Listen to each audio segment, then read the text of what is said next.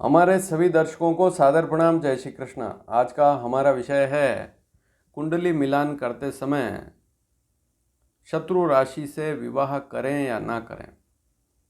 तो आज का विषय बड़ा महत्वपूर्ण है। कुंडली मिलान करते समय एक प्रश्न यह भी उठता है कि लड़के की राशि कोई एक राशि है और लड़की की भी कोई एक राशि होगी, और ऐसी स्थिति में दोनों राशियां आपस में शत्रु है, तो फिर विवाह करें या ना करें। गुण मिलान की स्थिति कैसी रहेगी, ठीक रहेगी या अशुभ रहेगी। तो इसी विषय को आज क्लियर करूंगा। शत्रु राशि होने पर भी विवाह किया जा सकता है या नहीं किया जा सकता है, इसको समझेंगे। छोटी सी जानकारी है, पूरा वीडियो ध्यान से देखेंगे तभी समझ पाएंगे।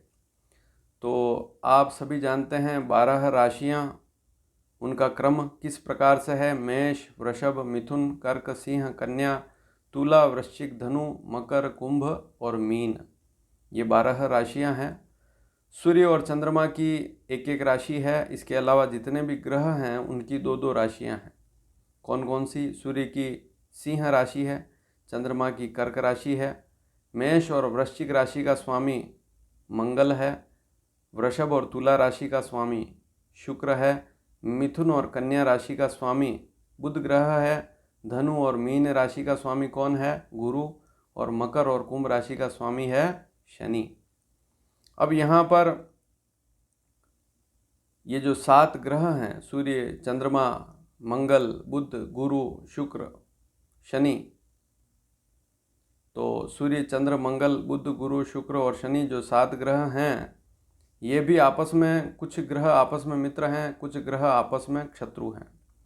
मोटा मोटा अगर समझें तो सूर्य, चंद्रमा, मंगल और गुरु, ये 4 ग्रह आपस में मित्र हैं।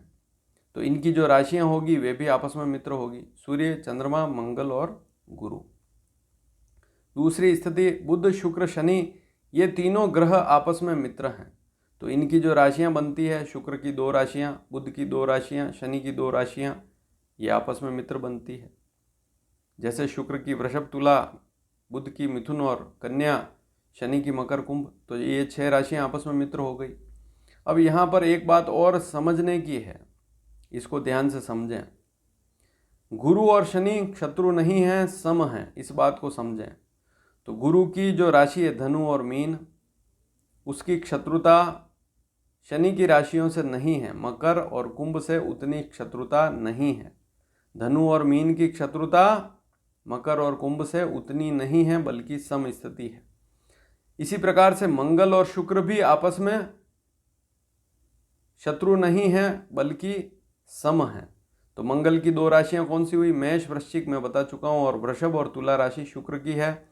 तो ये राशियां भी आपस में सम वाली स्थिति वाली है, ना अधिक शत्रु ना अधिक मित्र। एक बात और है, उसको भी समझिए। सूर्य की जो सिंह राशि है, तो सूर्य का मित्र बुध है, तो वहाँ बुध की राशियाँ कौन कौन सी हुई? मिथुन और कन्या। तो इस बात को समझना भी बहुत ज़रूरी है। तो ये सारी बातें आपने नोट कर ली होगी। इसके बाद अब विषय पर चलते हैं। जैसे मंगल है, मंगल की मेष राशि है। अब मंगल की शत्रुता बुध ग्रह से है, और बुध की राशियाँ कौन कौन सी है? 2 राशियाँ हैं। उसमें से एक राशि है मिथुन, एक राशि है कन्या। अब कन्या राशि के साथ तो भकुट दोष लगेगा, तो वहाँ पर तो यह मिलान शुभ नहीं कहलाएगा। लेकिन मेष राशि का विवाह मिथुन राशि से किया जा सकता है, यदि, ध्यान से सुने इस विषय को, मेष और मिथुन राशि में मित्रता नहीं है, शत्रुता है, लेकिन यदि गुण मिलान 18 से अधिक हो और विशेषतया नाड़ी दोष ना हो, गण दोष ना हो, और नाड़ी दोष को तो विशेष देखना ही है, गण दोष को फिर भी आप छोड़ सकते हैं, और गुण 18 से अधिक हो तो विवाह किया जा सकता है। लेकिन अब एक बात और समझनी होगी, कुंडली मिलान भी अच्छा हो। ऐसा बिल्कुल नहीं है कि गुण मिला लिए, कुंडली मिलान नहीं किया है। तो आप ज्योतिष को आधार मानकर विवाह कर रहे हैं, कुंडली मिलान भी कर रहे हैं, गुण मिलान भी कर रहे हैं, दोनों स्थितियां देखें। राशि शत्रुता है, फिर भी विवाह किया जा सकता है। अब इसके अलावा और कोई राशि भी आप ले सकते हैं, जैसे कर्क राशि चंद्रमा की है, तो कर्क राशि से 7वीं राशि कौन सी है? मकर राशि, यह शनि की राशि है। तो यहाँ पर मकर राशि और कर्क राशि का विवाह किया जा सकता है, लेकिन अब यहाँ पर समझना होगा नाड़ी दोष ना हो तो यह स्थिति ज़्यादा अच्छी रहती है। उसके बाद उनकी कुंडली भी अवश्य देखें। अब इसमें से कर्क राशि लड़के की भी हो सकती है, मकर राशि लड़की या लड़के किसी की भी हो सकती है। जैसे कर्क राशि का लड़का है, मकर राशि की लड़की है, या इसका विपरीत भी हो सकता है। लेकिन सबसे बड़ी बात क्या है, नाड़ी दोष ना हो। और भकुट दोष है और राशि शत्रुता है तो वैसे भी विवाह करना शुभ नहीं रहता है। इस बात को समझना भी बहुत ज़रूरी है। तो किसी भी राशि से एक बात समझ लें कि तीसरी राशि हो, 11वीं राशि हो, 10वीं राशि हो, 7वीं राशि हो, जो 12 राशियों का क्रम है, तो वहाँ से तीसरी, किसी भी राशि से तीसरी, तो उस राशि को भी गिनना। जैसे मेष राशि है तो मेष से तीसरी कौन सी हुई, मेष, वृषभ, मिथुन, मिथुन राशि तीसरी हुई। 10वीं राशि कौन सी हुई, मकर। मेष और मकर का विवाह भी किया जा सकता है, मेष और कुंभ का विवाह भी किया जा सकता है, लेकिन वहाँ पर नाड़ी दोष ना हो, इस बात को जरूर ध्यान में रखें। अगर नाड़ी दोष हो रहा है तो फिर उस विवाह को करना शुभ नहीं रहेगा, चाहे 18 गुण से अधिक हो। तो नाड़ी दोष को सबसे पहले देखना होगा। राशि शत्रुता है तो वहाँ पर अगर भकुट दोष आ रहा है तो वैसे भी नहीं होगा, वह मिलान शुभ नहीं कहलाता है। लेकिन यदि केवल एक स्थिति ठीक है, नाड़ी दोष, भकुट दोष नहीं है और नाड़ी दोष भी नहीं है और राशि शत्रुता है, फिर भी विवाह कर सकते हैं। ध्यान से सुने, भकुट दोष ना हो, वैसे भी नहीं होगा भकुट दोष, तो इन स्थितियों में कि आपकी राशि से तीसरी राशि हो, 7वीं राशि हो, 10वीं राशि हो या 11वीं राशि हो, वहाँ राशि शत्रुता होने पर भी विवाह किया जा सकता है यदि नाड़ी दोष ना हो। इस बात को समझें। लेकिन कुंडली मिलान अवश्य देखें, उसमें मंगल दोष अगर आ रहा है, एक मांगलिक है दूसरा मांगलिक नहीं है, तो ऐसी स्थिति में फिर वहाँ गुण अच्छे मिलने के बाद भी विवाह नहीं करना चाहिए। तो इस बात को भी अवश्य ध्यान में रखें। जैसे वृश्चिक राशि है, कुंभ राशि है।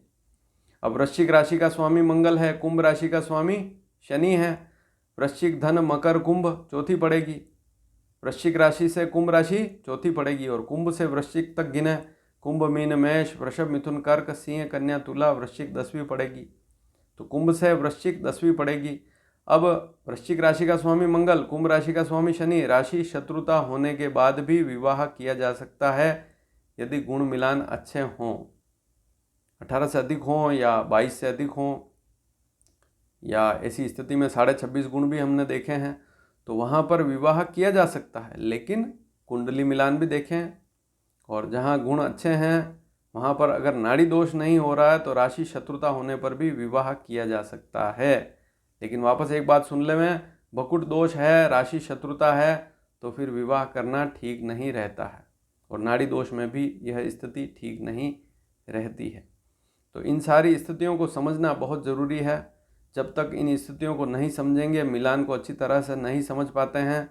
कंप्यूटर से गुण मिलान देखना बहुत आसान है, वहाँ पर आपको सारी जानकारी मिलती है, लेकिन वहाँ पर आप यह ज़रूर देखें कि कहीं भकुट दोष तो नहीं हो रहा। अगर राशि मैत्री नहीं है तो फिर यह भी देखें कि यदि भकुट दोष है तो भी मिलान शुभ नहीं है और नाड़ी दोष है तब भी मिलान शुभ नहीं है।